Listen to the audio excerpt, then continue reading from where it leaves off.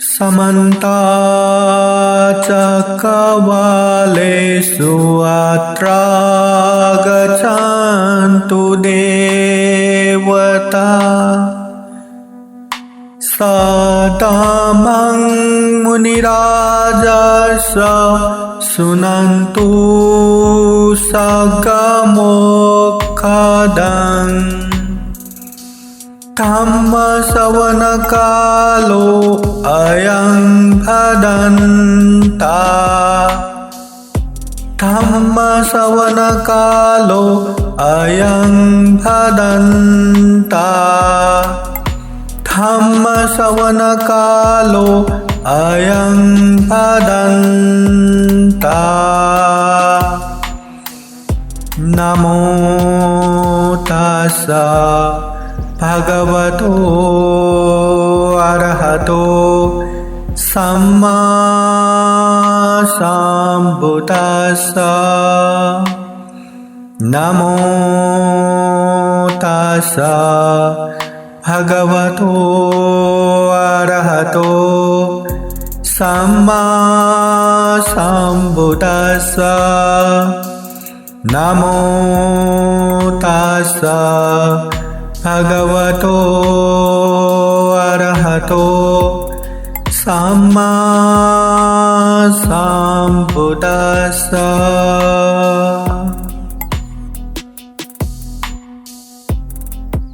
इमास्मिन् सति इदं होति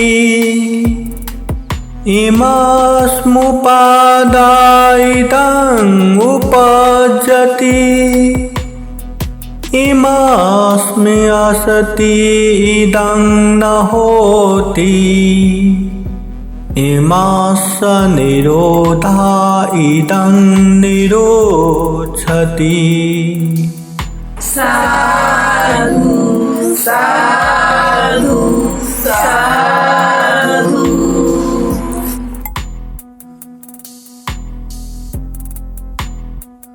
महाकारुणिक तथागत भगवान बुद्ध को त्रिबार वंदना करता हूँ। महाकारुणिक तथागत बुद्ध द्वारा देशित सुआख्यात धम्म को त्रिबार वंदना करता हूँ। महाकारुणिक तथागत बुद्ध के आर्य श्रावक सुप्रतिपन्न भिक्षु संघ को त्रिबार वंदना करता हूँ।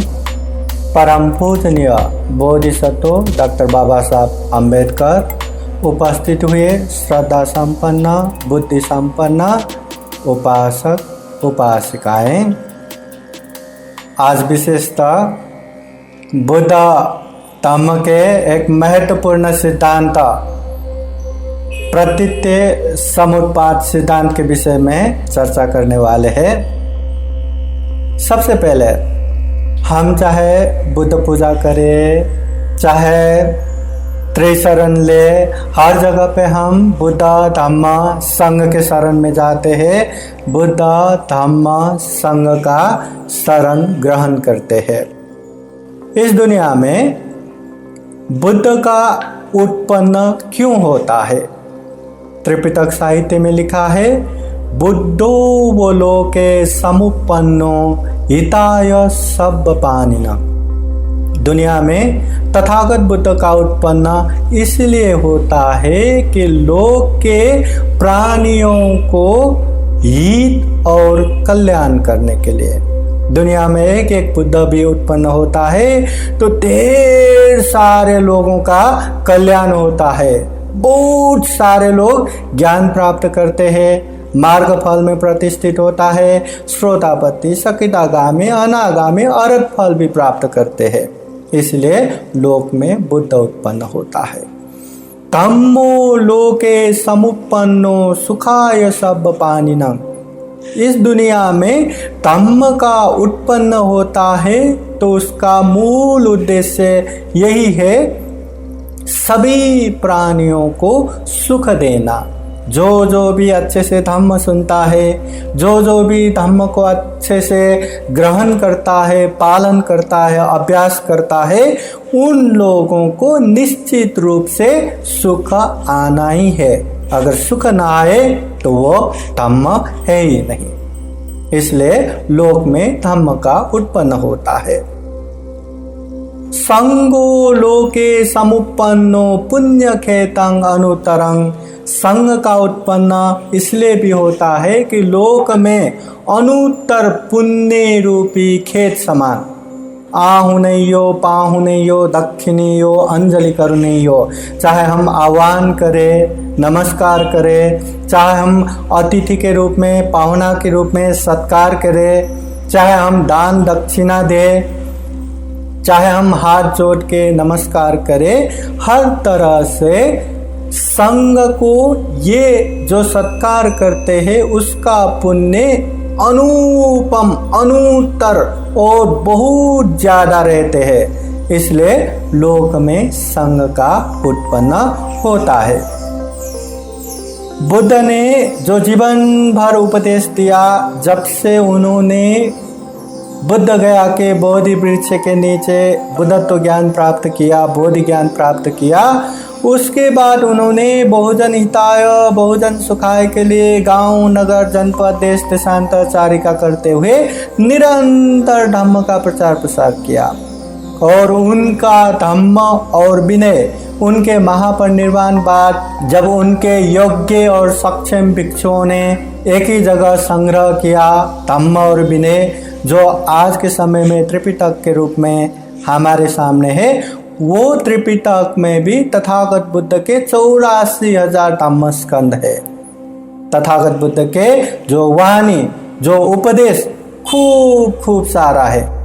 और तथागत बुद्ध के जो मूल उपदेश सिद्धांत के रूप में हम जिस तरह प्रतीति समुत्पाद को लेते हैं, उसी तरह कम्म सिद्धांत को भी लेते हैं, त्रिलक्षण, अनित्य, दुख, अनात्म को भी लेते हैं, चार आर्य सत्य को लेते हैं, मध्यम मार्ग, आर्य अष्टांगिक मार्ग को लेते हैं, वैसे ही 10 पारमिता, ब्रह्म विहार, जो ध्यान, समथ, विपस्सना ध्यान, सप्तरत्न आर्य धन, शील, समाधि, प्रज्ञा, ऐसे अनेक बुद्ध के सिद्धांत, बुद्ध के मूल उपदेश के रूप में ले सकते हैं। उनमें से एक है प्रतीत्य समुत्पाद। आज हम इसके विषय में चर्चा करेंगे। महाकारुणिक तथागत बुद्ध ने जो ज्ञान प्राप्त किया, जिसे हम बोधि ज्ञान कहते हैं, जो ज्ञान प्राप्त करने के बाद बुद्ध बने।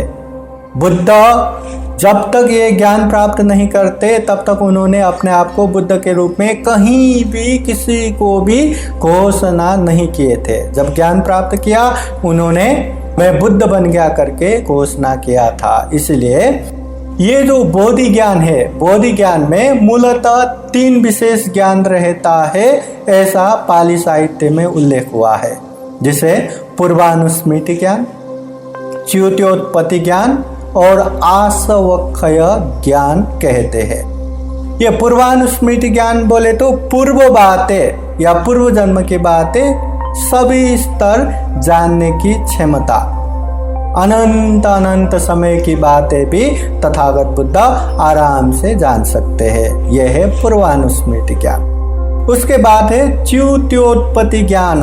च्युत और उत्पत्ति मतलब कैसे उत्पत्ति होता है, कैसे विनाश होता है, जन्म के बाद कैसे मरण आता है, मतलब उत्पत्ति और विनाश, जन्म और मरण की बातें। और तीसरा आसवक्षय ज्ञान, आश्रव छह के बारे में ज्ञान। कितने भी आश्रव है, जितने भी क्लेश है, वो सारे क्लेश को अच्छे से जान के वो सारे क्लेश को निर्मूल करने की ज्ञान।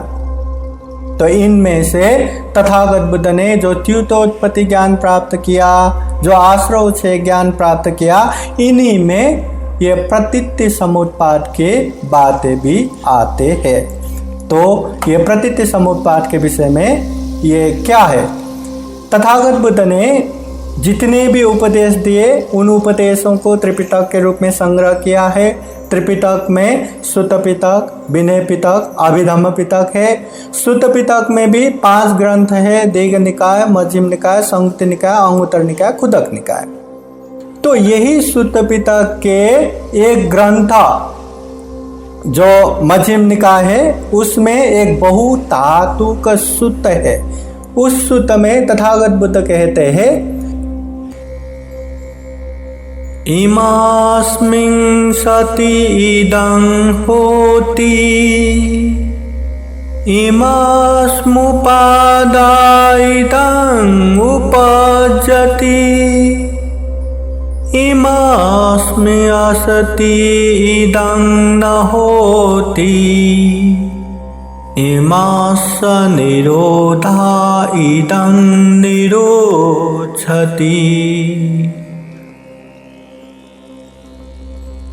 इमस्मि सति, ये है इसलिए इदं होती, ऐसा होता है। इमस्मुपादा, ये उत्पन्न होता है इसलिए इदं उपजति, वो उत्पन्न होता है। इमस्मि असति, अगर ये नहीं है तो इदं न होती, वो नहीं होगा। इमस् निरोधा, अगर ये निरोध हो जाता है, इदं निरुद्धति, ये भी निरुत्तर हो जाता है। ये है इसलिए वो है, ऐसा है इसलिए वैसा है, ये नहीं है तो वो नहीं है, ऐसा नहीं है तो वैसा नहीं है। इस तरह प्रतीत्य समुत्पाद का सिद्धांत। प्रतीत्य बोले तो एक तरह से डिपेंडिंग, मतलब अपेक्षा रखकर या निर्भर होकर या आश्रित रहकर। ये समुत्पाद बोले तो ओरिजिनेशन, मतलब उत्पत्ति होना, जन्म होना। इस तरह से किसी एक चीज पे निर्भर रह के या किसी एक चीज पे आश्रित रह के या अपेक्षा रख के जो उत्पत्ति होता है, जो जन्म होता है, जो अस्तित्व में आता है, उसे ही प्रतीत्य समुत्पाद कहते हैं।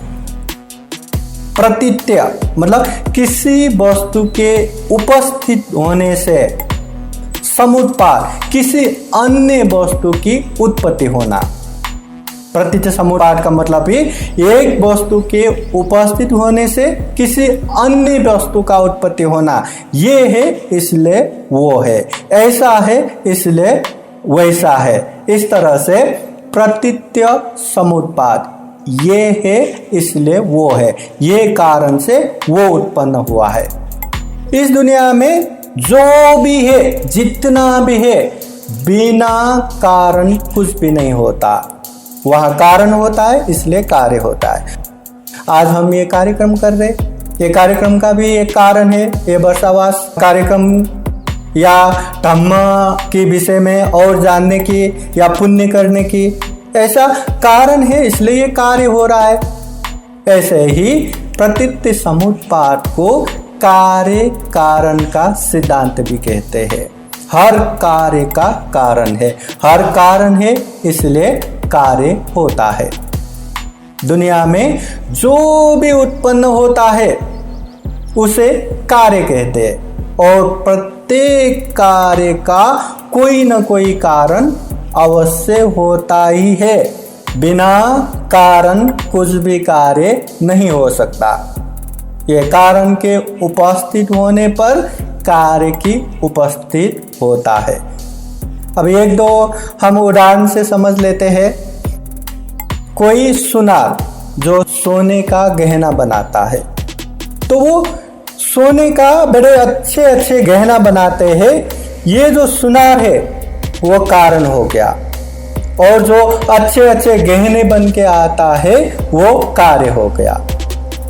सुनार ने जो गहना बनाता है उसमें सुनार एक कारण के रूप में आता है, और गहना एक कार्य मतलब उत्पत्ति या जन्म या ऐसे अस्तित्व में आ गया, वो कार्य के रूप में आता है।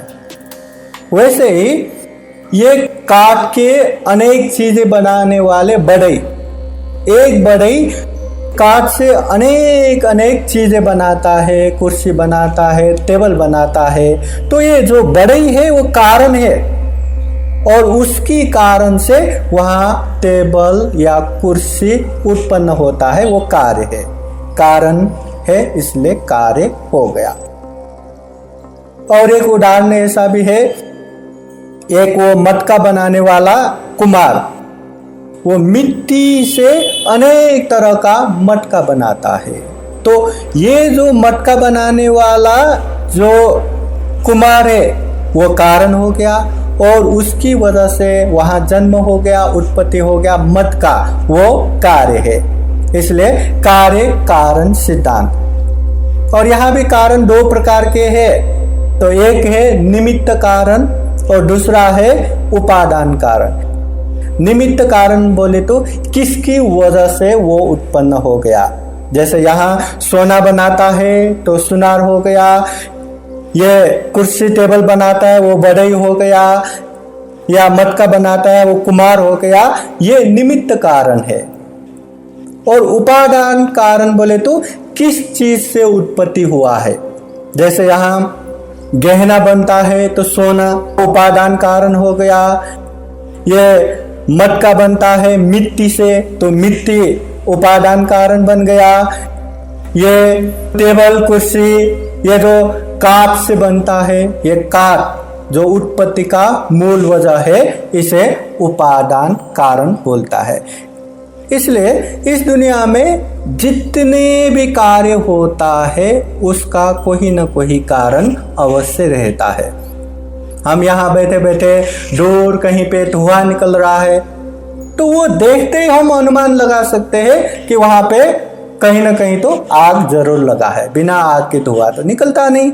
ऐसे ही इस दुनिया में हम चाहे ये करे वो करे, ये बोले वो बोले, ये सोचे वो सोचे, हर कार्य का कोई ना कोई कारण अवश्य रहता है। इसी को कार्य कारण सिद्धांत बोलते हैं।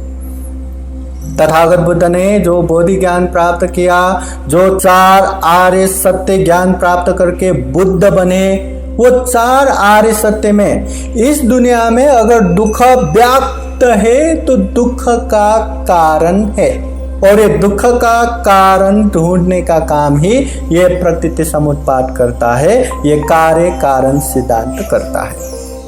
तथागत बुद्ध ने कहा है दुख आर्य सत्य, इस दुनिया में दुख है, इसे कोई झुठला नहीं सकता, कोई नकारा नहीं सकता। हर किसी को दुख है, जो भी यहाँ जन्म होता है उसको हर तरह का दुख है, होता ही है। अभी दुख है करके हम विचलित होके एकदम तरफ तरफ के बैठेंगे तो उस दुख को और बढ़ावा मिलेगा, उसकी वजह से हमें और दुख हो जाएगा। इसलिए बुद्ध कहते हैं दुख आर्य सत्य बनाओ, जैसा है वैसा, जिस तरह है उसी तरह दुख को देखते जाओ। वो दुख भी हमेशा रहने वाले नहीं है, कुछ भी चीजें नित्य नहीं है, ये अनित्य है तो ये बदलेगा।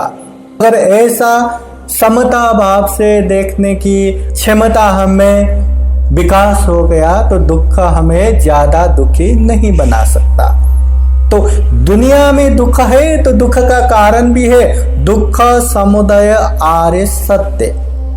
दुख का कारण तथागत बुद्ध ने तृष्णा कहा है। तृष्णा भी काम तन्हा, भव तन्हा, विभव तन्हा करके तृष्णा का विविधता भी बताया है।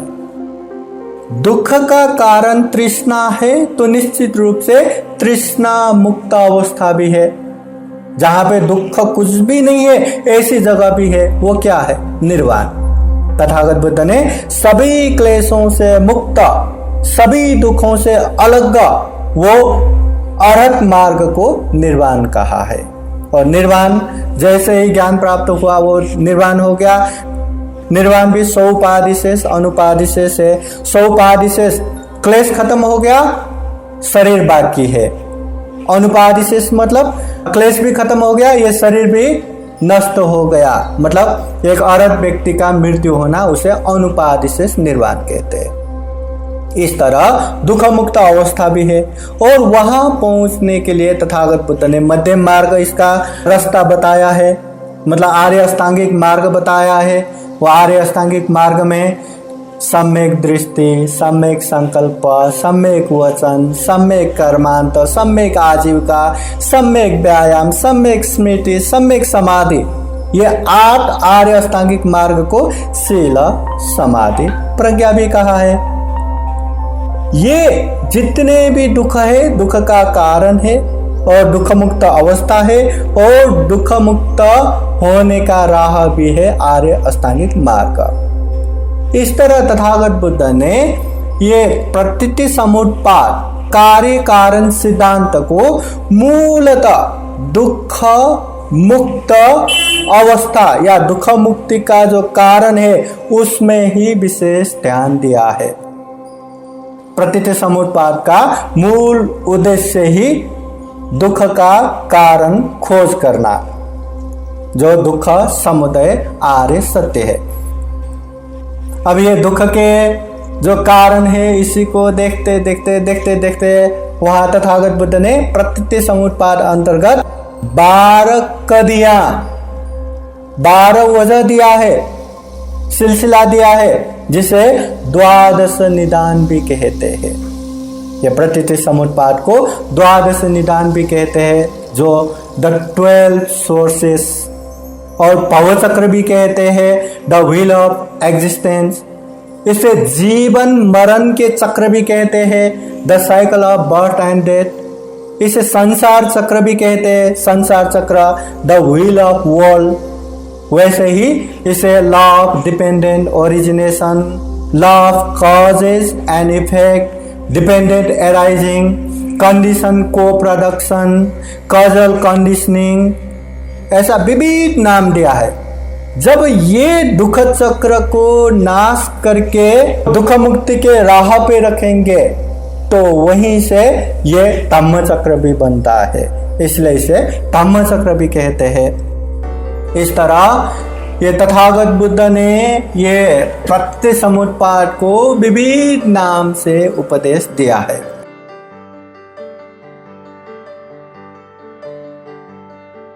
तथागत बुद्ध ने मध्यम निकाय के महाहथी पदोपम सूत्र, एक सूत्र है, तो वो सूत्र में तथागत बुद्ध ने कहा है, योपति च समुत्पादं पश्यति सुधम्मं पश्यति, यो धम्मं पश्यति सोपति च समुत्पादं पश्यति।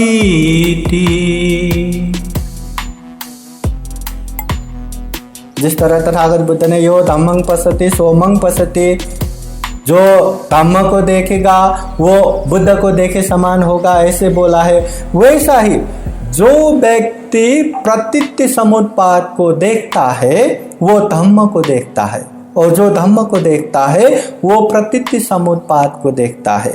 इससे भी हम अनुमान लगा सकते हैं कि ये बुद्ध के धम्म में, बुद्ध के शिक्षा में, बुद्ध के उपदेश में ये प्रतीति समुत्पाद का महत्व कितना है। तथागत बुद्ध ने धम्म के समान रूप में रख दिया। प्रतीति समुत्पाद जानना बोले तो धम्म जानना है, धम्म जानना बोले तो प्रतीति समुत्पाद जानना है। इसलिए ये प्रतीति समुत्पाद भी हमें अच्छे से जानना चाहिए, सीखना चाहिए।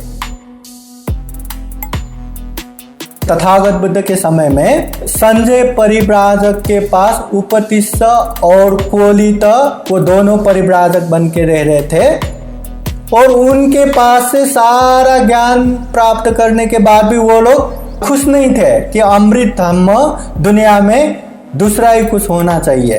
तो वो दोनों अलग अलग से ढूंढ रहा था, और दोनों में ये बात हो रहा था कि जो कोई भी पहला अमृत धम्म प्राप्त करेगा वो दूसरे को भी बताएंगे। ठीक है, तो ऐसे ही करते करते राजगृह नगर में एक बार तथागत बुद्ध के शिष्य, जो पंचभद्रवर्गीय में सबसे छोटा अस्सजी भिक्षु, वहां भिक्षाटन जा रहा था। शांत रूप से, इंद्रिय संयम रूप से जो भिक्षाटन जा रहा था, उसे देख के उपतिस्स परिव्राजक को लगा इन श्रमण ने अवश्यंभावी अमृत धम्म को जाना होगा।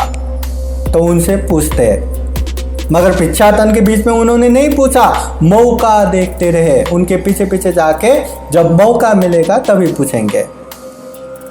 अस्सजी भिक्षु भिक्षाटन गए, भिक्षा प्राप्त किया, एक जगह बैठे भिक्षा समाप्त किया, तब जाके पीछे पीछे पड़े वो उपतिस्थ परिव्राजक आश्चर्य भिक्षु से पूछते हैं, वो बनते आपके ये चाल ढाल देख के, आपके ये संयम देख के मुझे ऐसा लग रहा है कि आपने अमृत धम्म जाना है, कृपया करके मुझे भी वो बताए। तो वो आश्चर्य भिक्षु बोलते हैं कि हम तो नए नए भिक्षु बने हैं, पर हमारे जो गुरुजी है वो हमेशा ये बोलते हैं, ये धम्मा हेतु पभवा ते संहेतुं तथागतो आह ते संचयो निरोधो येवं वादी महासमनो।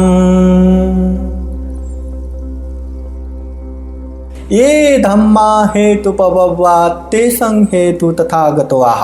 यहाँ जितने भी धम्म है सारे धम्म हेतु की वजह से, कारण की वजह से ही उत्पन्न होता है। तेसंग हेतु जो होता है उसका कारण ही तथागत बुद्ध कहते हैं। तेसंचयो निरोधो, और वो कारण का जो निरोध है या उसका नाश जो है, एवं वादी महासमनो, वो भी तथागत बुद्ध कहते हैं। ऐसे है हमारे गुरु, हमारे महाश्रमण, हमारे तथागत। यहाँ जितने भी धम्म है, जितने भी स्वभाव है, उसका कुछ न कुछ कारण है। वो कारण तथागत बुद्ध बताते हैं। वो कारण का निरोध व नाश भी तथागत बुद्ध बताते हैं। मतलब दुख मुक्ति का राह भी तथागत बुद्ध बताते हैं। वो है हमारे महाश्रमण तथागत बुद्ध। आश्चर्य भिक्षु से सिर्फ ये 2 लाइन का पाली गाथा, ये उपदेश सुन के वो उपतिस्थ परिव्राजक ने 4 मार्गफल में सबसे पहला मार्गफल, दुख मुक्ति का मार्गफल, श्रोतापति फल प्राप्त किया था, धर्मचक्षु प्राप्त किया था। तो वो धर्मचक्षु प्राप्त करने के बाद कोटि कोटि वंदना करके तथागत बुद्ध कहाँ है वो सब जानने के बाद वो दौड़ के सबसे पहले जो वचन दिया था अपने मित्र को भी बताएंगे, तो वो कोलित परिव्राजक मित्र को भी बताते हैं। यही गाथा ये कोलित परिव्राजक सुन के वो भी धर्मचक्षु प्राप्त करते हैं, श्रोतापति फल प्राप्त करते हैं। फिर जाके दोनों मिलके चलो अभी हम तथागत बुद्ध के शिष्य बनने जाएंगे। फिर दोनों में सलाह हुआ, इतना अच्छा अमृत धम्म दुनिया में आए हैं तो हम अपने गुरु को भी बताएंगे, और हमारे जो भी मित्र है 500 गुरु के साथ रहने वाले सबको बताएंगे। तो जाके अपने गुरु संजय परिव्राजक को भी बताया, अपने दोस्तों को भी बताया, पर गुरु ने तो माना नहीं कि मैं गुरु बन के बैठा हूँ, अभी फिर से शिष्य नहीं बन सकता करके सीधे मना किया। और उनके दोस्तों में भी आधा से ज्यादा उनके पीछे पीछे आके भगवान बुद्ध के पास आके भिक्षु बने। तो यही उपतिस्थ कोलित भिक्षु बनने के बाद सारिपुत्र मौदगल्यायन बने। 1 हफ्ते बाद ही मौदगल्यायन भिक्षु ने रिद्धि शक्ति में एक दग्ग सहित अर्हत हो गए, दुख मुक्त हो गए। और 2 हफ्ते बाद सारिपुत्र ने प्रज्ञा में अग्रस्थान से दुख मुक्त हो गए। तो दोनों अग्र श्रावक बन गए, तथागत बुद्ध के दाहिने और बाहिने हाथ समान। तो इनको भी यही हेतु कार्य कारण विषय में जो आश्चर्य भिक्षु ने उपदेश दिया था, जो तथागत बुद्ध के धम्म है, यही धम्म सुन के ही तथागत बुद्ध मिले बिना ही, तथागत बुद्ध के दर्शन किए बिना ही श्रोतापति फल प्राप्त किया था सारिपुत्र मौदगल्यायन ने। और दूसरा, तथागत भगवान बुद्ध जब कुशीनगर में महापरिनिर्वाण होने को आया था, सारे भिक्षुओं का जितना भी प्रश्न है उसका उत्तर भी दिया, जो जो महत्वपूर्ण बातें हैं वो भी बताया। और अंत में तथागत बुद्ध कहते हैं सारे भिक्षुओं को, यं किंचि समुदयं धम्मं सबतं निरोध धम्मं ति। इस दुनिया में जितने भी धम्म है, जितने भी संस्कार है, जितने भी स्वभाव है, उसका अवश्यंभावी निरोध भी है, नाश भी है। तो इसको अच्छे से जान के अप्रमाद पूर्वक जीवन को आगे बढ़ाओ करके तथागत बुद्ध ने उपदेश दिए थे। यहाँ भी तथागत बुद्ध ने ये जितने भी धम्म है उसका कारण अवश्यंभावी है और वो कारण नाश हो सकता है। अगर वो नाश हो गया, कारण नाश हो गया, तो कार्य भी नाश हो जाता है। मतलब दुख के कारण नाश हो गया तो दुख भी नाश हो जाता है, तो निर्वाण पहुंच जाता है।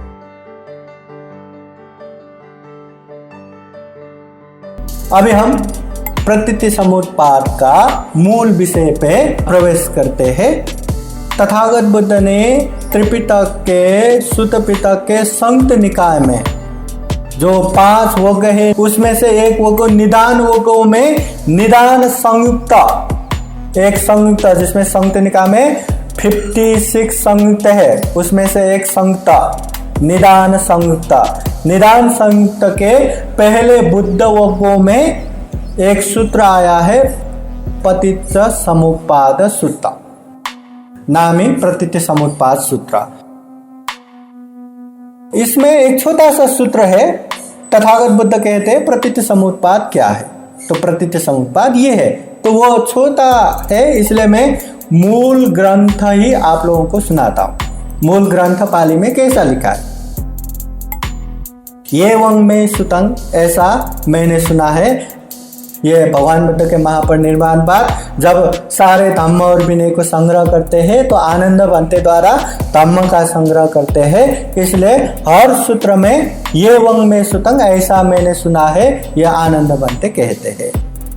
तो यहाँ भी ये वंग में सुतंग ऐसा सुना है। एकं समयं भगवा सावत्यं विहरति जेतवने अनाथ पिंडिक सारा में।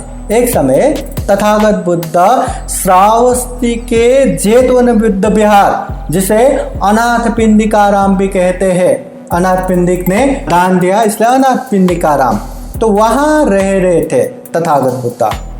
तत्र को भगवा, उस समय भगवान बुद्ध तथागत बुद्ध भिक्षु आमंत्रण से भिक्षुओं को आमंत्रण करते हैं, संबोधन करते हैं। भिक्षवोति, भिक्षुओं करके तथागत बुद्ध संबोधन करते हैं।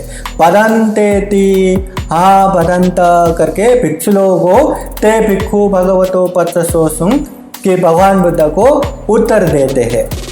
उस समय तथागत बुद्ध ऐसा कहते हैं, भगवा एत दवोच, भगवान बुद्ध ऐसा कहते हैं, पतिच्च समुत्पादं वो भिक्षवे देशिष्यामि।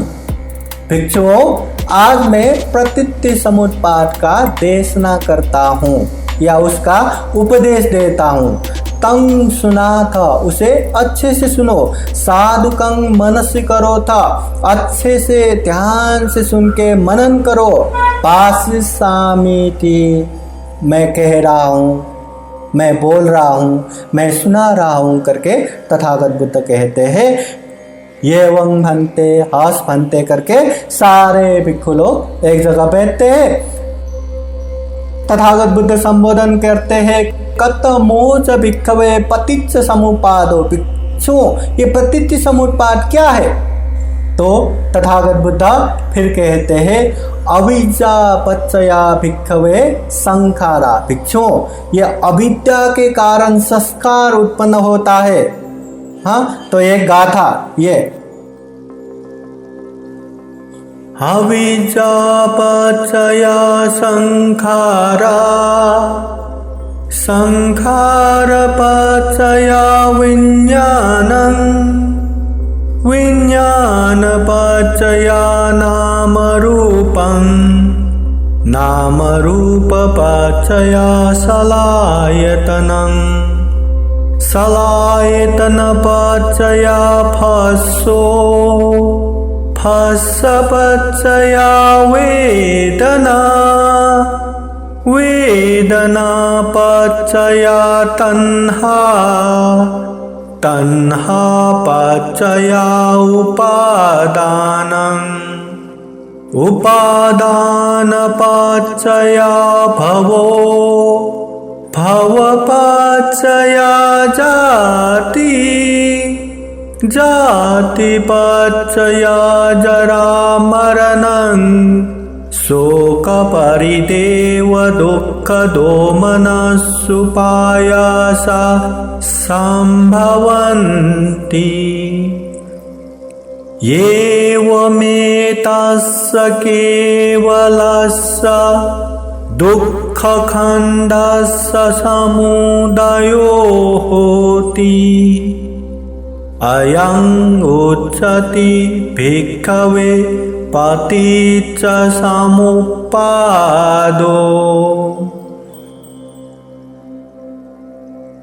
अविद्या पच्चया संखारा, ये अविद्या के कारण संस्कार उत्पन्न होता है।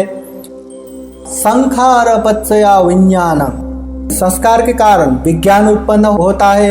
विज्ञान पच्चया नाम रूपन, ये विज्ञान के कारण नाम और रूप बनता है। नाम रूप पच्चया सलायतन, ये नाम रूप की वजह से 6 आयतन उत्पन्न होता है, मतलब 5 इंद्रिय और मन, ये 6 आयतन उत्पन्न होता है।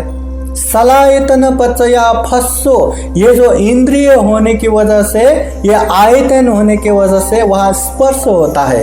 आँख होने से वहाँ दृश्य देखता है, कान होने से शब्द सुनता है, मुंह होने से स्वाद लेता है, नाक होने से गंध लेता है, शरीर होने से स्पर्श करता है, मन होने से ये धम्म धारण करता है। तो ये जो सलायतन है, 6 आयतन है, उसकी वजह से स्पर्श होता है। तो फस्स पचया वेदना, ये स्पर्श होने से वहाँ वेदना या अनुभूति उत्पन्न होता है। वो स्पर्श होने से अच्छा लग रहा है या बुरा लग रहा है, या सुख हो रहा है या दुख हो रहा है, वो कैसा अनुभूति हो रहा है, वो वेदना उत्पन्न होता है।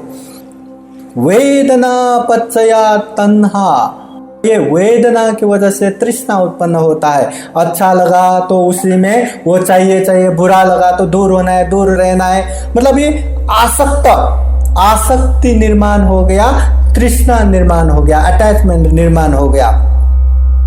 तन्हा पचया उपादानं, ये तृष्णा की वजह से अति आसक्त, एकदम आलंबन हो जाता है, एकदम उसमें चिपक जाता है कि कोई अच्छा देखा तो वो चाहिए चाहिए, मतलब चाहिए चाहिए, कैसा भी करके कुछ भी करके चाहिए, ऐसे एकदम अटैचमेंट बढ़ जाता है, एकदम आलंबन बढ़ जाता है। तो उपादान पचया भवो, वो उपादान की वजह से फिर भव, बिकमिंग, एक अस्तित्व बनता है। ये उपादान मतलब ये दुनिया में फिर से आने का, कभी ये होके कभी वो होके, ज्यादा अटैचमेंट की वजह से भव उत्पन्न होता है।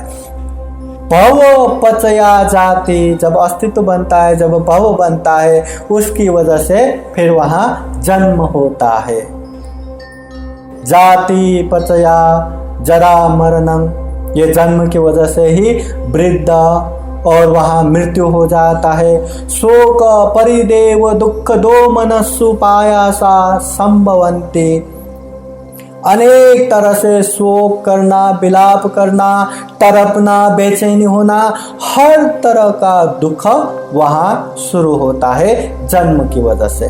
जन्म के कारण ही ये सारा चीज हो गया है। तथागत बुद्ध अंत में कहते, अयं उच्यते भिक्खवे पतिच्च समुपादो, भिक्षु इसी को प्रतिति समुत्पाद कहते हैं।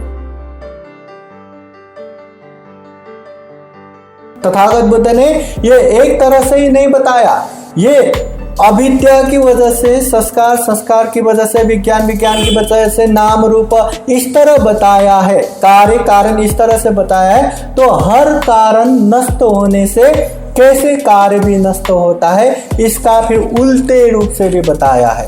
तो तथागत बुद्ध कहते हैं, अविद्यायत्वेव अशेष विराग निरोधा संखार निरोधो, संखार निरोधा विज्ञान निरोधो, विज्ञान निरोधा नाम रूप निरोधो नाम रूप निरोधा सलायतन निरोधो सलायतन निरोधा फस्स निरोधो फस्स निरोधा वेदना निरोधो वेदना निरोधा तन्हा निरोधो तन्हा निरोधा उपादान निरोधो उपादान निरोधा भव निरोधो भव निरोधा जाति निरोधो जाति निरोधा जरा मरणं शोक परिदेव दुःख दोमनसुपायासा निरुच्छन्ति एवमेतस्य केवलस्य दुःखखण्डस्य निरोधो होतीति। अविजायत्वेव अशेष विराग निरोधा संखार निरोधो। तो वैसे ही यहाँ पे अविद्या जब नाश होता है, अविद्या जो कारण है, अज्ञानता जो कारण है, ज्ञान का अभाव जो कारण है, ये अविद्या नाश हो गया तो यहाँ पे संस्कार भी निरोध होता है, निर्मूल होता है। संखार निरोधा विज्ञान निरोधो। संस्कार का निरोध होने से, संस्कार का नाश होने से विज्ञान का भी निरोध होता है, नाश होता है। विज्ञान निरोधा नाम रूप निरोधा। अगर ये विज्ञान नाश हो गया तो नाम रूप निरोध होता है।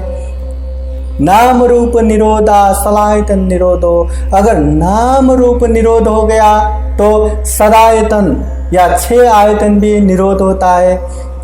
सदायतन निरोधा फस्स निरोधो। अगर ये सदायतन ही नहीं रहा तो वहाँ स्पर्श भी नहीं रहेगा, तो स्पर्श निरोध होता है। फस्स निरोधा वेदना निरोधो। अगर स्पर्श ही नहीं रहा तो वहाँ पे वेदना भी नहीं होगा, न सुखद अनुभव, न दुखद अनुभव, न सुखद न दुखद अनुभव, वो भी नहीं रहेगा। वेदना निरोधा तन्हा निरोधा। अगर हम अनुभूति नहीं करेंगे, ये अच्छा, ये बुरा, ये सुखद, ये दुखद, वो अनुभूति नहीं करेंगे तो वहाँ तृष्णा भी उत्पन्न नहीं होगा, तो तृष्णा निरोध होता है। तन्हा निरोधा उपादान निरोधो। अगर तृष्णा निरोध हो गया तो उपादान, उसका कारण भी निरोध हो जाता है। उपादान निरोधा भव निरोधो। मतलब उपादान नहीं रहा, अति अटैचमेंट नहीं रहा तो वहां पे भव भी नहीं रहेगा। भव निरोधा जाति निरोधो। अगर भव नहीं रहा तो वहां पे जन्म भी नहीं होगा। अगर जन्म नहीं रहा, जाति निरोधा जरा मरणं शोक परिदेव दुःख दोमनसुपायासा निरुच्छन्ति। अगर जन्म नहीं रहा तो वहाँ बुढ़ापा भी नहीं रहेगा, मृत्यु भी नहीं रहेगा, शोक भी नहीं रहेगा, बेचैनी भी नहीं रहेगा, हर तरह का दुख कुछ भी नहीं रहेगा। ये वो मेतस्सा केवलस्सा दुख खंडस्सा निरोधो होती थी। इस तरह तथागत बुद्ध ने प्रतीति समुत्पाद के माध्यम से इस तरह दुख निरोध होता है, इस तरह दुख का संपूर्ण निरोध होता है। तो इस तरह बताया। अविद्या से शुरू होके जन्म होके अनेक अनेक दुख आना, तो ये हुआ प्रतीति समुत्पाद। तथागत बुद्ध ने जो उपदेश दिया है वो पतित समुपाद सूत्र, ये संयुक्त निकाय से आप लोगों को बताया। तो इसमें निश्चित रूप से 12 कड़ियां है, 12 वजह है। तो ये 12 वजह को भी अतीत, वर्तमान और भविष्य करके 3 रूप में विभाजन करके रखा है। जैसे अतीत जीवन, पहले की वजह से, हमारे अज्ञानता की वजह से, अविद्या की वजह से संस्कार, ये जो अविद्या भी पहले है, ये संस्कार भी पहले हो चुका है, वो कर्म संस्कार ये सब हो चुका है। उसकी वजह से अभी वर्तमान जीवन में हमारे पास विज्ञान है, ये नाम रूप है, ये नाम जो मन है, ये जो शरीर है, ये हो गया, ये भी वर्तमान समय में है।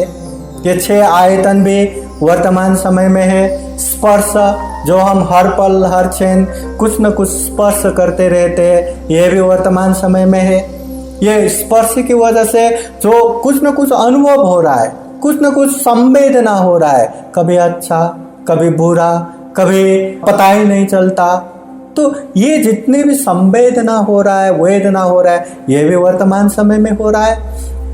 वो वेदना से अच्छा लगा वो चाहिए, बुरा लगा उसको हर किसी भी हालत में हटाना है, तो वो जो अटैचमेंट, वो जो तृष्णा, ये भी वर्तमान समय में हम निर्माण कर रहे हैं। फिर उसके बाद उपादान, एकदम अति आसक्त होना, अति आलंबन में जाना, ये चाहिए बोले तो चाहिए, ये नहीं चाहिए बोले तो नहीं चाहिए, तो उस तरह से अति अटैचमेंट, उपादान भी अभी हम वर्तमान समय में कर रहे हैं। और उसकी वजह से एक भव भी बना रहा है कि मैं ऐसा इस तरह जन्म लूँगा, या जन्म लेने की प्रवृत्ति या जन्म लेने की इच्छा, एक भव भी हम बना रहे।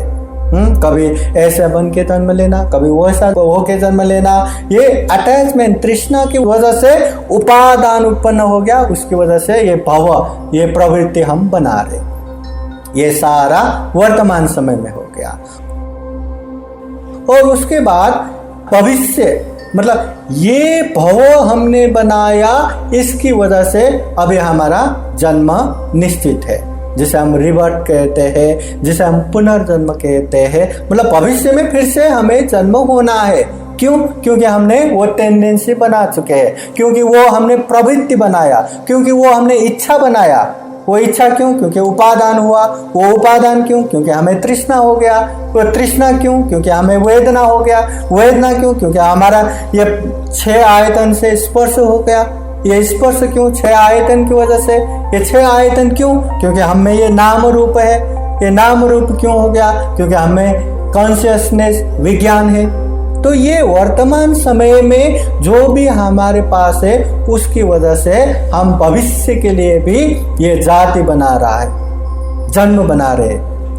और वो जन्म की वजह से ही फिर से वही साइकिल, वही जरा मरण, हर तरह का वृद्ध, अशक्तता, वो मृत्यु, वो बेचैनी, तकलीफ, हर तरह का दुख हम बना रहे हैं। तो इसलिए ये 12 कड़ी, ये प्रकृति समुत्पाद के इस उपदेश में तथागत बुद्ध ने दुख का मूल कारण कहाँ से शुरू होता है, ये बातें बताया है। अभी दुख का मूल कारण कहाँ से शुरू होता है? अविद्या की वजह से, अज्ञानता की वजह से, इग्नोरेंस की वजह से। ये अविद्या बोले तो क्या? अज्ञानता। अज्ञानता बोले तो क्या? अच्छे को अच्छे और बुरे को बुरे न जानना, ये अज्ञानता है। अकुशल को अकुशल और कुशल को कुशल न जानना, ये अविद्या है। अकुशल करने से बुरा होता है, कुशल करने से अच्छा होता है, ये न जानना अविद्या। तथागत बुद्ध के जो 4 आर्य सत्य है, दुख, दुख का कारण, दुख मुक्ति, निर्वाण और निर्वाण पहुंचने का आर्य अष्टांगिक मार्ग, मध्यम मार्ग, ये न जानना अविद्या है। और जो तथागत बुद्ध के उपदेश है, धम्म है, धम्म को अभ्यास न करना, अभ्यास करना न जानना अज्ञानता है, अविद्या है। ये अविद्या की वजह से हर पल हर समय हम अच्छे कुशल कर्म नहीं कर पाते, अकुशल कर्म ही करते हैं। उससे इतना कर्म संस्कार बनाते हैं, इतना कर्म संस्कार बनाते हैं, वो कर्म संस्कार की वजह से ही हम ये भव चक्र में, ये संसार चक्र में, ये जन्म मरण के साइकिल या चक्र में हम फंसते रहते। अगर हम अविद्या को विद्या में परिवर्तन करते हैं, अज्ञानता को प्रज्ञा में परिवर्तन करते हैं, तो वो प्रज्ञा की वजह से, वो स्मृति और अप्रमाद की वजह से हम कर्म संस्कार नहीं बनाते। अगर कर्म संस्कार नहीं बनाते तो कर्म की वजह से जो विज्ञान उत्पन्न होता है, उसके वजह से जो नाम रूप उत्पन्न होता है, ये शरीर उत्पन्न होता है, और उसकी वजह से अनेक जो दुख का श्रृंखला उत्पन्न होता है, वो एक करके निर्मूल होता है, निरुद्ध होता है, निरोध होता है, और उसकी वजह से ये धम्म चक्र बनता है और दुख मुक्त होता है। इसलिए एक अविद्या को काट के विद्या उत्पन्न करना चाहिए। जहाँ पे संवेदना उत्पन्न होता है ना, वेदना, ये 6 आयतन से स्पर्श करते ही वहाँ अनुभव होता है, वेदना उत्पन्न होता है। ये सुख वेदना है या दुख वेदना है, ये अच्छा है ये बुरा है, हम तुरंत वो अनुभूति करते हैं, और वो अनुभूति को हम तुरंत रिएक्शन भी करते हैं, तुरंत प्रतिकार भी करते हैं कि ये अच्छा है मुझे चाहिए, ये बुरा है दूर हो जाओ।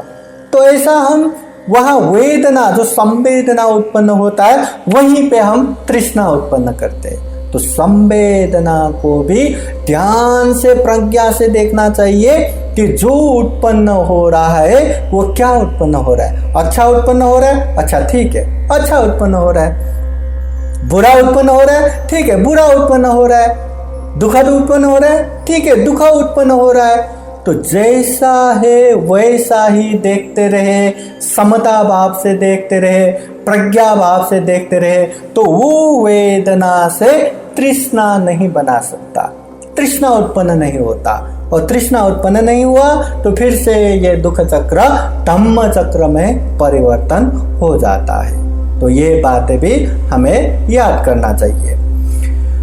ये जो प्रतीति समुत्पाद है, बुद्ध धर्म का वैज्ञानिक आधार है। मतलब हर चीज का ये हुआ इसलिए ये हो रहा है, वो हुआ इसलिए वो हो रहा है, ये कारण नष्ट हुआ तो ये भी नहीं होगा, ये कारण नष्ट हुआ तो ये भी नहीं हुआ।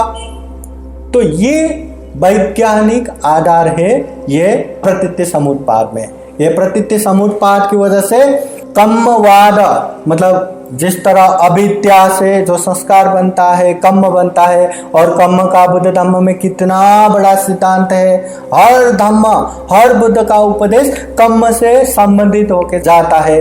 तो वो कर्म सिद्धांत में भी ये प्रतीति समुत्पाद का बहुत बड़ा महत्व है।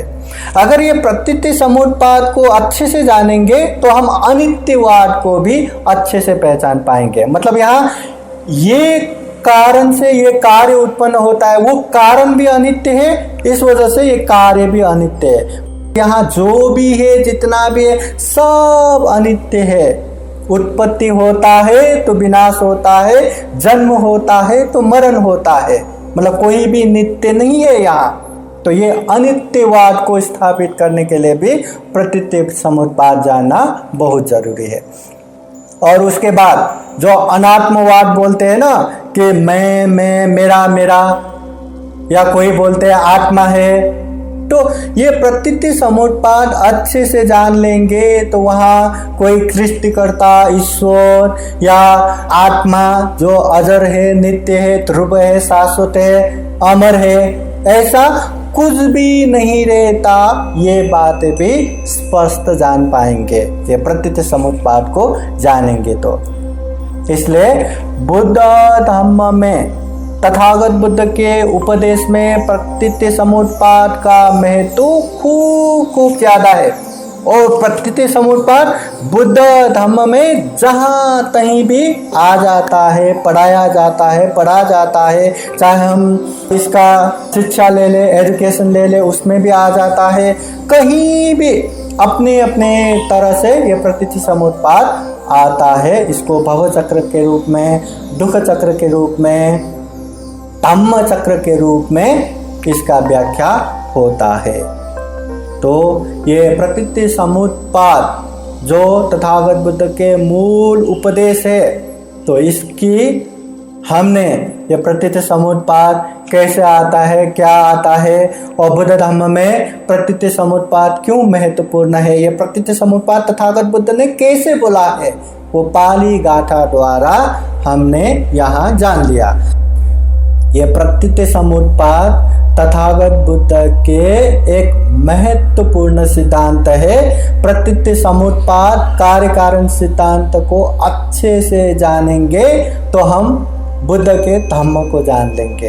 ये बुद्ध वाणी है, इसलिए प्रतीति समुत्पाद को अच्छे से जान सके। जीवन में जितना भी दुख हो रहा है वो दुख का मूल जड़ क्या है, वो जड़ तक पहुंच के हर दुख के कारण को नाश कर सके, दुख चक्र को निर्मूल कर सके, दुख चक्र को धम्म चक्र में परिवर्तन कर सके। दुर्लभ, अमूल्य, सर्वश्रेष्ठ इस मनुष्य जीवन को सफल बना सके, सार्थक बना सके। फिर एक बार आप लोगों के जीवन में खूब खूब सुख हो, शांति हो, मंगल हो, कल्याण हो।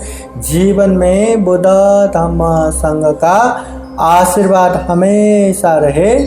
जन्म जरा व्याधि मरण से मुक्त निर्वाण तक प्राप्त कर सके, ऐसी कामना करते हुए पाली गाथा द्वारा सभी को आशीर्वाद देते हैं। बुद्धवाणी द्वारा सब लोग हाथ जोड़ के बैठिए। सबीतियो विवजन्तु सब्बरोगो विनाशतु माते भवतु अन्तरायो सुखी दीर्घायुको भवतु सर्वमङ्गलं रक्षन्तु सर्वदेवता सर्वबुद्धानुभावेन सदा सोते भवन्तु ते। भवतु सर्वमङ्गलं रक्षन्तु सर्वदेवता सर्वधर्मानुभावेन सदा सोते भवन्तु ते। भवतु सर्वमङ्गलं रक्षन्तु सर्वदेवता सर्वसङ्घानुभावेन सदा सोते भवन्तु ते। एचितं पाचितं तुय्यं क्षिप्पमेव समीचतु सबे पूरयन्तु चित्तसङ्कल्पा छन्दोपन्नरसो यथा आयु आरोग्ये सम्पत्ति सर्गसम्पत्तिमेव च अथो निब्बान सम्पत्ति इमिनाते समीचतु। सब आपदाएं दूर हो जाएं, सब रोग नष्ट हो जाए, आपके लिए किसी प्रकार का कोई विघ्न न हो, आप सुखी रहे एवं दीर्घायु रहे, आपके सब प्रकार के मंगल हो, सभी लोग आपके रक्षा करें, बुद्ध के प्रताप से आपके कल्याण हो, सब प्रकार से आपका मंगल हो, सभी लोग आपकी रक्षा करें, धम्म के प्रताप से सदा कल्याण हो, सब प्रकार से आपका मंगल हो, सभी लोग आपकी रक्षा करें, संघ के प्रताप से आपकी सदा कल्याण हो, आपके इच्छित और पठित संपूर्ण वस्तु आपको शीघ्र मिले, आपके चित्त के सभी अच्छे संकल्प पूर्णिमा के चंद्र समान पूर्ण हो, आपको हमेशा आयु आरोग्य संपत्ति मिले, सुगति संपत्ति मिले और निर्वाण संपत्ति प्राप्त हो। साधु साधु साधु। बुद्धं नमामि, बुद्ध को नमन करता हूँ। धम्मं नमामि, धम्म को नमन करता हूँ। संघं नमामि, संघ को नमन करता हूँ।